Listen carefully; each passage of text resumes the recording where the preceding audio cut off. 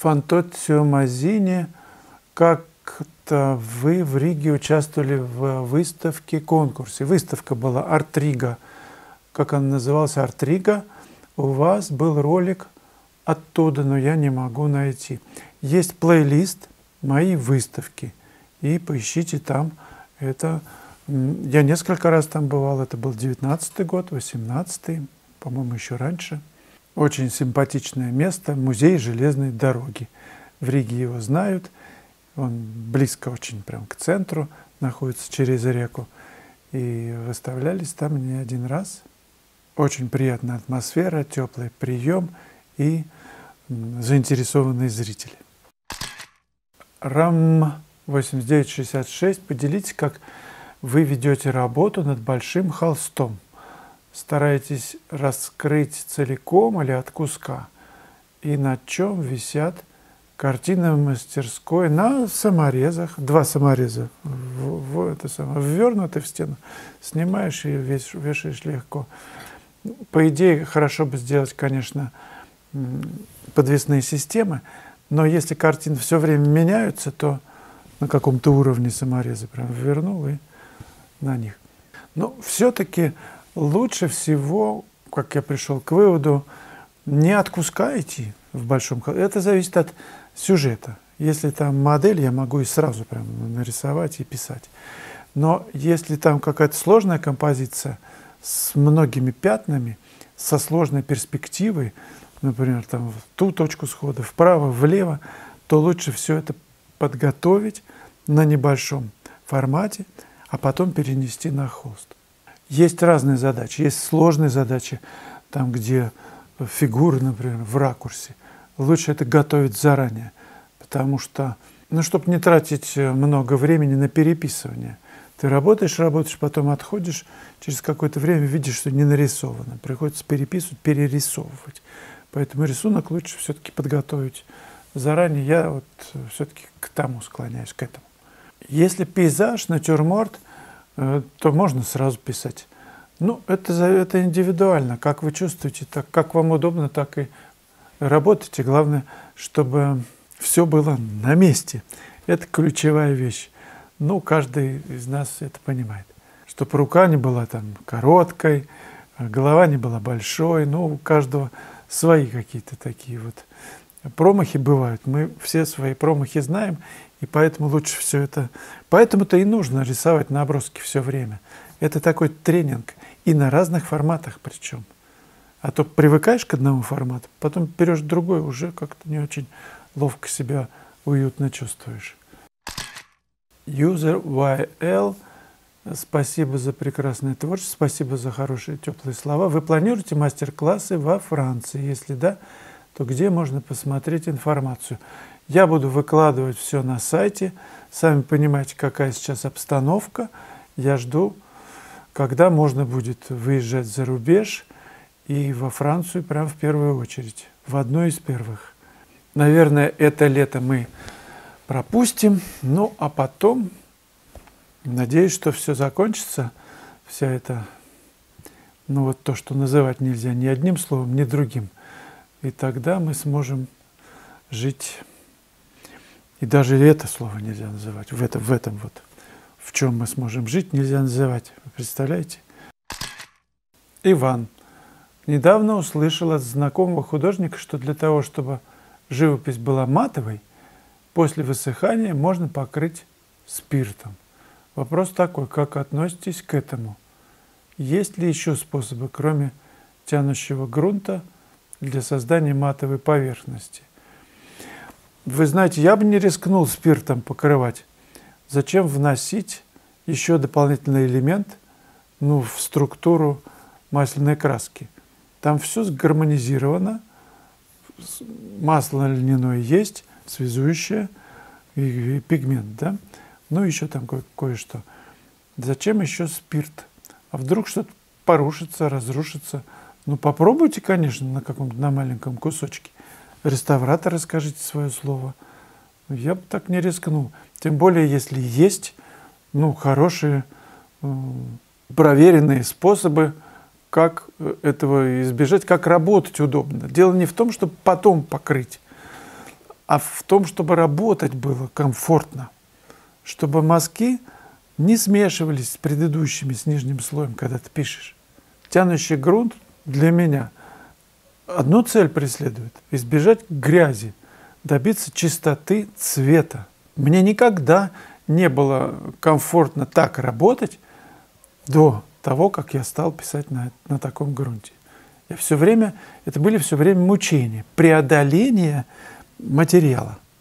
Наконец-то я с этим расстался. Это ж не так давно, кстати, я стал применять этот грунт. Всегда были дикие мучения, и я думал, что так все. Нет, оказалось нет. Теперь мне работать очень комфортно. Ну, посмотрите на картины живьем Фешина. Там такой чистый цвет. Даже серые работы, но там чистота цвета. И с любой точки смотришь на работу, ничего не бликует. Прям пигмент, сочность такая цвета, несмотря на то, что там 100 лет уже прошло. Ну, есть на кого равняться. Татьяна Ф. Про эскизы к картинам интересно было бы еще узнать. Ну, спасибо за совет. Я буду стараться, если показываю какую-то вам работу, где были эскизы предварительные, то я их... В общем-то, я так стараюсь делать. Ведь много работ пишутся без эскизов.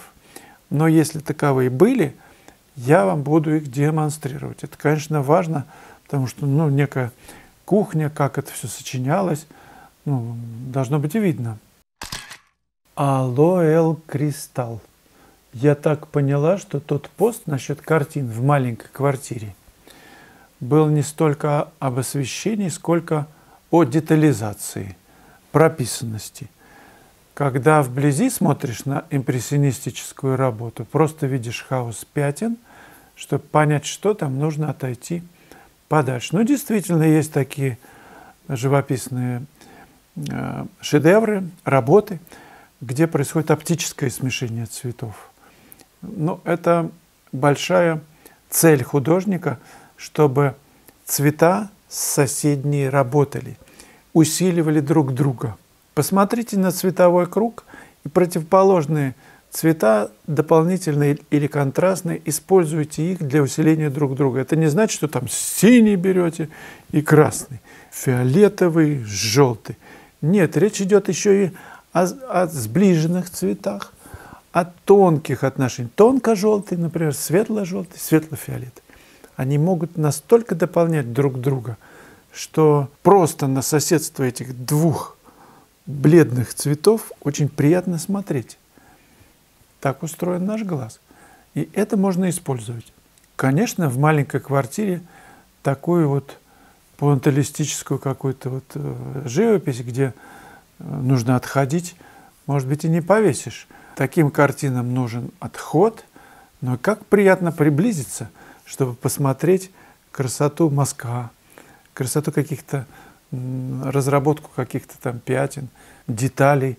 Я все время на выставку то приближаюсь, то бегаю так туда-сюда, как паровоз, тягач, этот тепловоз. Может быть, там была об этом речь, но вы знаете, я что хочу сказать, что человек, художник опытный, он же может расфокусированно смотреть, ему даже не надо бегать туда-сюда.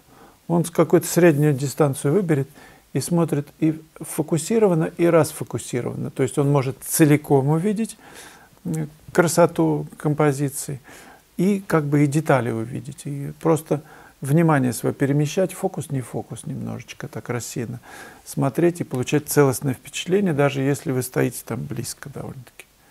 Как с человеком разговариваете, смотрите все время, например, в пол, а боковым зрением видите, как он там ковыряется где-нибудь там, в каком-нибудь там волосинку теребит.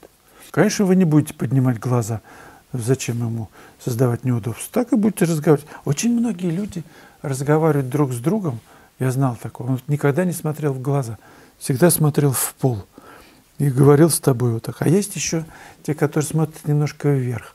Это вообще чудесный номер. Ты разговариваешь, а смотришь немножко вверх и так улыбаешься, это вообще crazy. Можете попробовать. Так выше глаз, выше головы просто разговаривать с человеком, как сейчас я, немножко выше. Это очень производит сильное впечатление, кажется, что ну все, как крыша поехала, катушки, все слетели. Капли воздуха. Если какая-то внегласная статистика по продажам картин, что больше пользуется спросом? Натюрморты, пейзажи, жанр? Или все-таки глаз увидел, рука купила, кошелек достал, да? У меня нет такой статистики. Мне кажется, если живопись хорошая художника, не надо беспокоиться, какого жанра. Ух, дай-ка, раз сейчас идет натюрморт, я буду натюрморта чесать, причесывать, а остальные нет. Мне кажется, куда вас тянет, руководствоваться нужно вот этим. Душа, ну, чего горит, на какую тему горит, подгорает. Если у вас есть поклонники, а они есть, они купят все, что вы делаете, потому что из вашего вот этого печатного станка ежедневно выходят, конечно, шедевры. И люди наблюдают за любимым художником, они мониторят, смотрят все соцсети, чешут репу и купят, конечно, деньги, чтобы рука купила. Вот это, кошелек открылся в нужный момент. Но если у вас есть, друзья, какие-то сведения о статистике, что круче идет, что пользуется спросом, напишите. Мне очень важно знать такое, ну, объективно, чтобы картина была. Ваше мнение. Через неделю начнется класс на академичке под Вышним Волочком. Приезжайте, поработаем вместе. Солнечная погода, надеюсь, будет. Писать снег, когда есть солнце, это вообще изумительно. 3 дня поработаем, даже 4, может быть.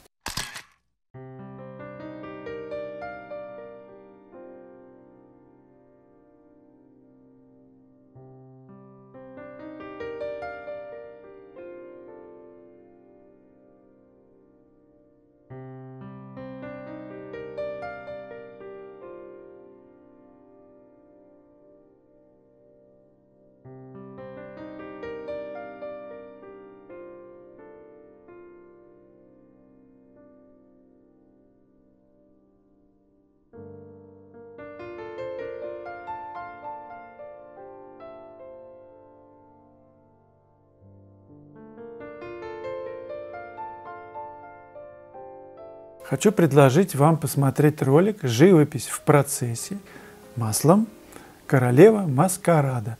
В конце заставки будет прямая ссылка на это видео. Удачного просмотра!